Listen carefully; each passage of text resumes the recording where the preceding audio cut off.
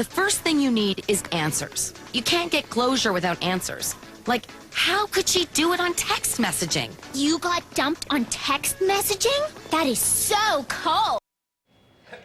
The New York Times has said the fastest growing area of social advice is netiquette, which should be used when sending emails, Facebook posting, Instagram, even Twitter. So etiquette and image consultant Dannie Fowler joins us now with a few lessons. Good morning. Good morning. All right, Welcome, so yeah. Thank you for having me. Where do we start with our netiquette? Where do we start with Yeah. etiquette? Well, I think the age is changing so fast that we can't quite keep up with it, what the rules are. I mean, if you think about texting, you weren't supposed to be texting in the car and driving, but we didn't realize that until something bad had happened. Right. So I think with Because people didn't use their brain. right. It's pretty Because that's not pretty an common option sense, at all, isn't right? it? Except that it's not common. You would think so, but then when it comes to cell phone use, we don't remember common sense. When Right. we're talking on the phone, we're talking really loud. We're talking about privacy, private things, and we're letting everyone hear it. Posting things to Facebook that anybody can see. We're forgetting that things are changing faster than our brains seem to So be. is it that we're thinking too wide? We're not thinking, or rather, we're not thinking wide enough. We're not thinking about the consequences. We're not, and we're not putting common courtesy up first. We're putting our needs first, and that's sort of the whole shift with the electronic age. It's all about us. Our phones become an extension of us. Our iPads become an extension of us. And so when we're using them, we're not thinking about somebody else. It's still all about So what's us. an example of common courtesy? What could we do to show common courtesy? Well, think about who you're with. When you're with someone, be present. Put that phone away. Put that iPad away. Unless you're doing something together on the phone or iPad. Texting to each other. No, you never want to text in That person. is one of the worst things, is that when you're having a conversation with someone and they're like picking up their phone like literally right in front of you. I just think that's like one of the rudest things. Well, and it's what's separating us. It's changing our whole dynamic of communication. And what's happening is people are forgetting how to communicate with one another, and only on the phone, and only in short little sentences. That's an interesting Little thing you bites. said, separating us. I Yes. think you were going to say I was that, going to right? say that. Go ahead. Go ahead. No, Yeah. it's yours. Separating us. Yeah, and separating us, we talk about relationships. You know, trust is a big part of our relationships. And when you talk about Yes. broken trust in this situation, that's a problem. It is, and the problem really comes from you think you're only talking to one person, and then everyone hears your business. Everyone sees it, even if they don't want you to. If See, you have I'm a an private iPad, person. I don't like that. I don't And I'm the either. opposite. I'm like, all right, let's just, Can you tell us some of the don'ts since we're talking about that? The What- don'ts. Yeah. When you're talking on the phone in a restaurant, let's just talk about public places. You don't want to talk in a public place on your cell phone that's enclosed.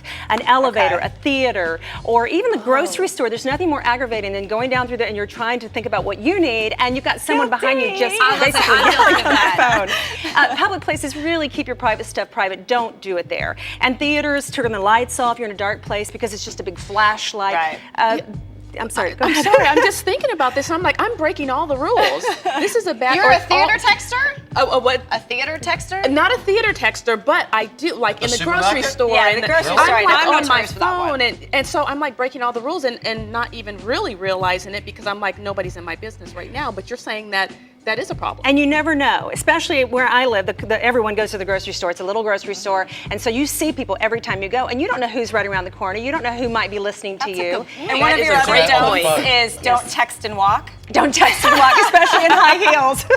It's dangerous. I've tried that before. All right, so since we're talking netiquette, and since Dannie, you're here, what we're going to do is we're going to be playing yes or no etiquette education, but we're going to kind of step outside the net problem. So we're going to be talking about general etiquette. So I'm going to give you an etiquette scenario, and all of you either answer yes or no, and then we're going to discuss each one of them individually. So the first one is, should a man pay for the first date? Look, I agree with that. It's unanimous. Okay, all right. Okay. So let's talk about why, because we've got our producer in the background. She's saying no. So why don't we all say yes? Why? Because we want the woman to come home with us. I mean, sorry. I just got carried away. I like that tradition. I think that the man should be paying for that. I think it's tradition, but I also think that it's the man taking charge of it. It's So a let's get gesture it from of a man's kindness. It's just perspective. a gesture of kindness. That's It is. Okay. Do you always give a host or hostess gift? Depends on who the hostess is. And I have to specify on this one, because if you're going somewhere and you're just meeting them for a cup of coffee, really quick and you're in and out the door, they're still your hostess, but you don't have to bring a gift for something small like that. If somebody goes out of the way and does something extra, they throw a party, they throw a dinner, they do something special for you, then yes, you should bring a small, tiny something. It just says that I appreciate that you care about me. What if it's Oh, like yes, someone that you I go like it. to all the time? Like I had dinner last night at my brother and sister-in-law's house, but I go there all the time. You know what you can do for something like that? Bring cookies, bring Okay. a food item. Something that goes Sorry, with guys, it. I You can didn't bring eat yourself. anything. But you want to make sure it goes with the meal. All right, here's one that I've actually debated recently. Should children address all adults as Mr. So-and-so, Miss So-and-so, or Mrs. So-and-so? No idea. I have no idea. I have no opinion. You're not even going to weigh in on that, Because I don't Patrick. know what the right answer is. I think so. I think it's teaching them common courtesy. I think it's teaching them respect, and I think it'll go a long way in their future. But Yes. see, I differ on you in the sense that like if someone was calling Mrs. Spooner, that to me is it. Well, I don't always But do the Miss- last name. Yeah. I might do What do like you say? Miss Okay, Lisa. so that yes. Yes. So Yes. I guess that's the question is Yeah, but last if you get name stuck in or the other etiquette, you context. call them Miss, Okay, Mrs., Miss. okay. The expert's going to tell us. For proper etiquette, you should call them by their last name, Mrs. Fowler, Miss Fowler, because it sets the precedent that they know more than you. You need to respect them and listen to the adult. When you take that away and they start calling you Miss Danny, then it's a closer relationship, but they also have a little bit more leeway to do things. Okay. Don't give them so much leeway. Proper etiquette.